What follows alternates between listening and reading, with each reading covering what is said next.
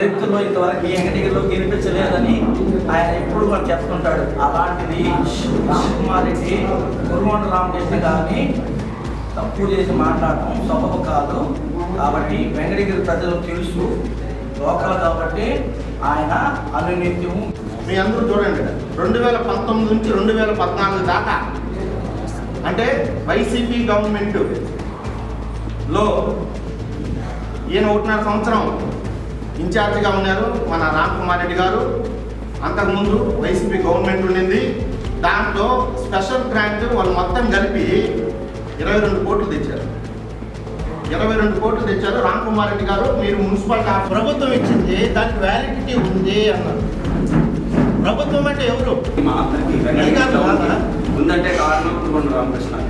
అదైతే మా జనసేన పార్టీ నుంచి ఖచ్చితంగా మేము చెప్పగలం. కాబట్టి అవన్నీ వాటి గురించి కూడా మీరు కూడా రియాక్ట్ అయితే చిన్న గ్రామాలు కూడా తార్ రోడ్లు కానీ సిమెంట్ రోడ్లు కానీ అభివృద్ధి అంటే ఏం చెప్తే కురుగొండ రామకృష్ణాన్ని కూడా ఈ యొక్క 2009 నుంచి ఇప్పుడు కూడా కొనసాగుతుంది.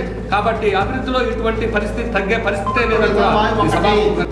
వందలోనే వస్తుంది. ఆ రోజు 418 కోట్లు అయితే ఈ రోజు రేట్లు మారాయి. ఎస్టిమేషన్ వేసి ఎస్ఎస్ కణాలు కలపాలని 700 కోట్లతో ఈరోజు అది ఆ 18 ప్రాజెక్టులో ఒక ప్రాజెక్టుగా ఉంది. తొందరలో వస్తుంది కూడా.